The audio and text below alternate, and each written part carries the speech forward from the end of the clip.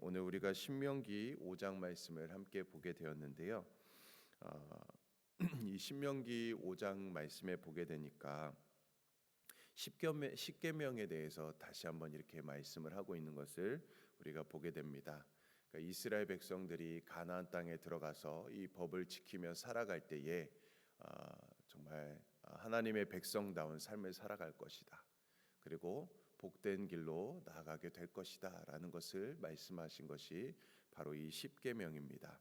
하나님의 나라를 이루며 살도록 주신 하나님의 귀한 말씀이죠. 그래서 모세는 이 십계명을 이 출애굽 2세들에게 다시 선포를 했습니다. 그리고 나서 이제 처음 호렙산에서 이 십계명을 받았을 때를 다시 한번 떠올리면서 그들에게 말씀하는 것이죠. 22절 말씀에 보니까요, 이렇게 기록되어 있습니다. 여호와께서 이 모든 말씀을 산 위 불 가운데 구름 가운데 흑암 가운데서 큰 음성으로 너희 총에 이르신 후에 더 말씀하지 아니하시고 그것을 두 돌판에 써서 내게 주셨느니라. 자, 여기 보면은 이 모든 말씀이라고 되어 있는데 이것이 바로 십계명을 말하고 있는 것이죠. 자, 이 말씀을 어떤 상황에서 주셨습니까? 말씀해 보니까 산 위에서 불 가운데 구름 가운데 또 흑암 가운데 큰 음성으로 이스라엘 백성들에게 말씀하셨다라고 기록되어져 있습니다. 어떻게 보면 사실 이 장면은 상징적인 것을 말씀하고 있습니다. 그러니까 이처럼 불과 구름과 흑암 가운데 큰 소리 가운데 하나님이 얼마나 크고 두려운 분이신가 그것을 상징적으로 보여주고 있는 그런 말씀이라고 할 수 있습니다. 왜 하나님은 크고 두려운 분이신가? 왜 하나님은 크고 두려운 분으로 그들에게 나타났을까? 그것은 바로 우리 인간의 이 죄성 때문에 그렇게 느끼는 것이죠. 죄인된 인간이 하나님 앞에 서게 될 때에 가장 먼저 느끼게 되는 마음이 바로 이 두려운 마음입니다. 두려운 마음. 이것이 단지 무서움과 공포의 감정을 넘어서서 이 하나님 앞에 우리 인간이 얼마나 하찮은 존재인가, 얼마나 연약한 존재인가, 얼마나 부끄러운 죄인인 줄을 우리가 스스로 알기 때문에 하나님의 그 거룩하심 앞에서 우리가 무한한 그 공경, 뭔가 하나님을 굉장히 두려워하는 마음이 생기고 그 두려워하는 마음을 넘어서 경외하는 마음까지 생기게 되는 것이죠. 시내산 아래에서 이러한 광경을 보고 또 하나님의 음성을 들은 이스라엘 백성들은 그래서 두려워하지 않을 수 없었던 것이죠. 자, 그런데 24절 말씀에 보게 되면 백성들이 깜짝 놀랄 일이 벌어지게 됩니다.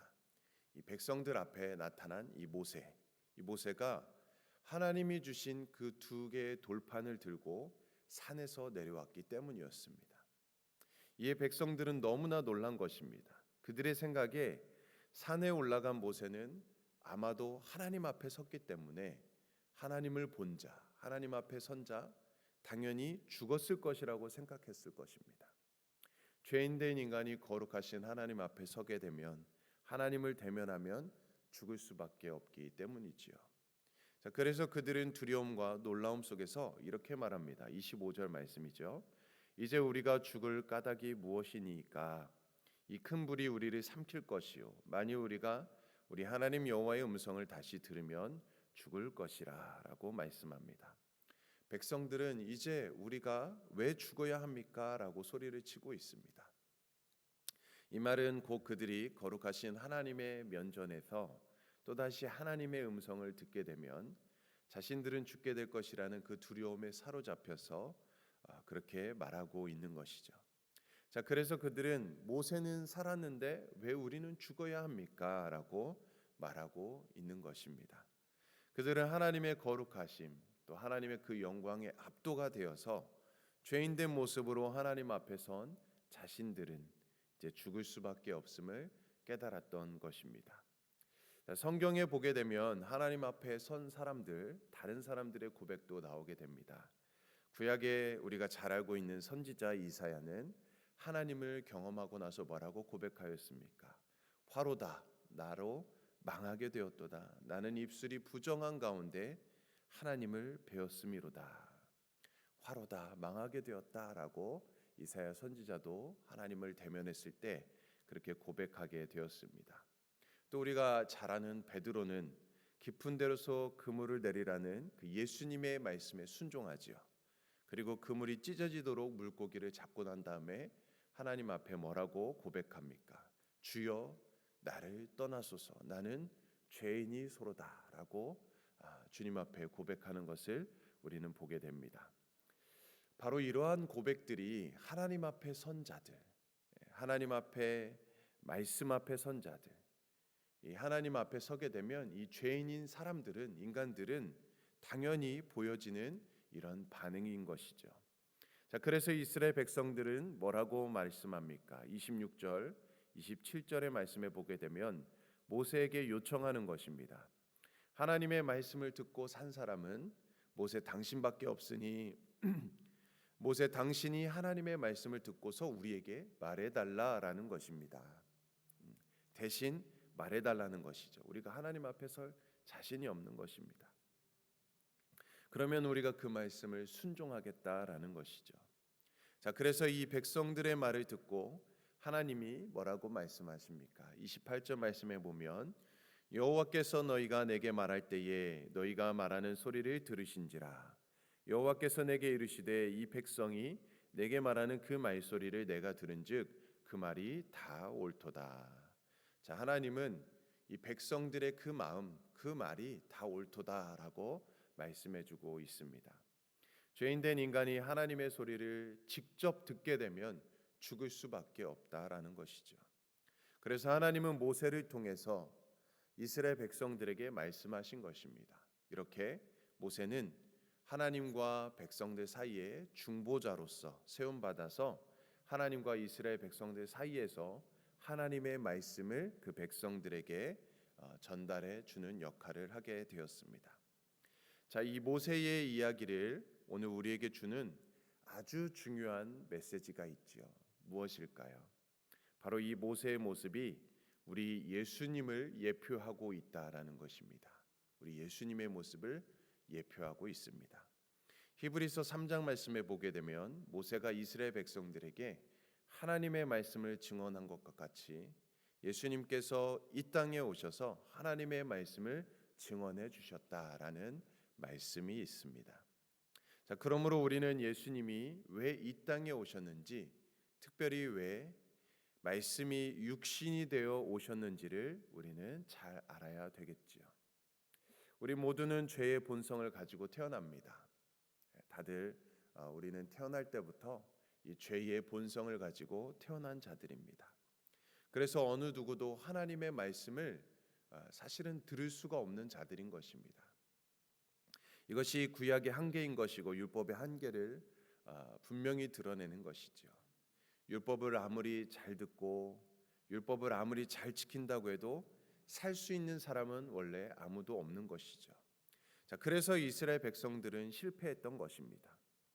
우리도 하나님의 말씀을 잘 들어야만 산다고 말하지만 엄밀히 말해서 하나님의 말씀을 듣고 살 수 있는 사람은 없는 것이죠.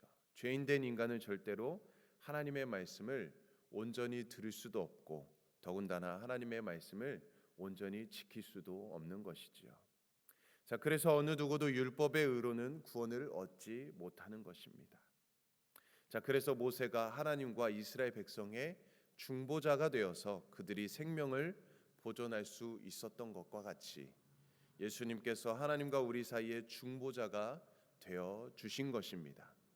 그래야만 우리가 살 수 있기 때문입니다. 그러므로 우리가 살아갈 수 있고 구원을 얻을 수 있는 것이죠. 우리가 말씀을 잘 지켰기 때문이라고 생각하면 큰 오산이지요. 우리가 구원받은 것은 예수님께서 하나님과 우리의 사이에 중보자가 되어 주셨기 때문입니다. 하나님과 우리 사이를 말씀이 육신이 되어서 우리와 하나님 사이를 화목하게 하셨기 때문에 산 제물이 되셨기 때문에 우리는 생명을 얻게 된 것입니다. 그래서 우리는 이 신앙의 진리를 명심해야 되겠지요. 죄인인 우리는 하나님 앞에 감히 나아갈 수 없습니다. 하나님의 말씀을 감히 들을 수 없는 자들이었습니다. 그래서 우리 스스로 우리의 힘으로는 도저히 구원을 얻을 방법이 없는 자들이었습니다. 우리는 율법을 지킬 수도 없을 뿐더러 율법을 올바로 듣지도 깨닫지도 못하는 자들이었습니다. 그래서 하나님은 예수님을 중보자로 보내주셔서 우리에게 살 길을 열어주신 것이죠. 그리고 비로소 우리에게 하나님의 말씀을 가르쳐 주시고 깨닫게 하시고 그 말씀을 순종하며 살아갈 수 있도록 그 길을 열어주신 것입니다. 자, 그러면 이제 중보자이신 예수님의 은혜로 구원을 받은 우리들은 어떻게 살아가야 될까? 어떻게 해야 될까? 오늘 32절과 33절 말씀을 함께 읽어보겠습니다. 32절 33절 말씀입니다. 시작. 그런즉 너희 하나님 여호와께서 너희에게 명령하신 대로 너희는 삼가 행하여 좌로나 우로나 치우치지 말고 너희 하나님 여호와께서 너희에게 명령하신 모든 도를 행하라. 그리하면 너희가 살 것이요 복이 너희에게 있을 것이며 너희가 차지한 땅에서 너희의 날이 길리라. 아멘. 자, 이제 구원을 얻을 길, 하나님의 말씀을 따라 살아야 된다라고 말씀합니다. 우리가 하나님의 말씀을 따라 살아가야 되고 좌로 우로 치우치지 말라는 것입니다. 작은 일에 큰 일에 어떤 문제에 어떤 상황 속에서도 흔들리지 말라라는 것입니다. 좌로나 우로나 치우치지 말아라. 하나님의 말씀을 들은 하나님의 백성들은 그 말씀을 따라 곧바로 올바른 길로 걸어가야 된다라는 것입니다. 결코 그 길에서 벗어나지 말아라라는 것입니다. 하나님의 말씀에서 벗어나는 삶을 살지 말라는 것입니다. 하나님과 멀어지지 말라는 것입니다. 하나님과 늘 가까이, 하나님과 늘 깊은 교제 가운데 하나님 안에만 붙어서 살아가면 된다라는 것입니다. 우리에게 잘 보여주는 것이 바로 이 이스라엘 백성들이 좌로 우로 치우쳤기 때문에 그 이스라엘 1세대들은 가나안 땅에 들어가지 못함을 우리는 보게 되었습니다. 그들은 좌로 우로 치우쳤습니다. 하나님의 말씀대로 온전히 살아가지 못했습니다. 하나님의 말씀대로 온전히 따르지 못했습니다. 하나님의 말씀에 순종하는 데 실패하고 말았던 것입니다. 전에도 얘기했지만 순종의 훈련이 아니었습니까? 광야 생활은 순종의 훈련이었습니다. 작은 것에서부터 하나님의 말씀에 철저히 순종하며 나아가는 것이었는데 그것에 실패하고 말았던 것입니다. 결국 그들은 약속하시는 가나안 땅에 들어가지 못하고 하나님의 복을 누리지 못하고, 그래서 하나님은 이스라엘 백성들에게 두려운 모습으로 나타나셨던 것이지요. 그들이 방자하게 행치 않도록 두려움을 가지고 좌로나 우로나 치우치지 않고 끝까지 하나님의 규례와 법도와 명령을 따라 살기를 원하셨던 것입니다. 자, 오늘 하나님은 우리에게도 같은 말씀을 해 주십니다. 자, 그래서 빌립보서 2장 12절 말씀, 우리를 향해서 이렇게 말씀합니다. 항상 복종하여 두렵고 떨림으로 너희 구원을 이루라. 우리가 항상 복종하고 두렵고 떨림으로 구원의 완성을 이루라고 말씀하십니다. 하나님은 우리가 온전한 구원을 얻기를 원하십니다. 이 다음에 하나님의 심판대 앞에 설 때에 우리가 누추한 모습으로 벌거벗은 모습이 아니라 예수 그리스도로 옷 입어서 그 예수 그리스도의 옷 입기를 바라고 계시는 하나님의 마음입니다. 그러므로 오늘 말씀은 복음의 너무나 중요한 진리를 우리에게 이야기해 주고 계십니다.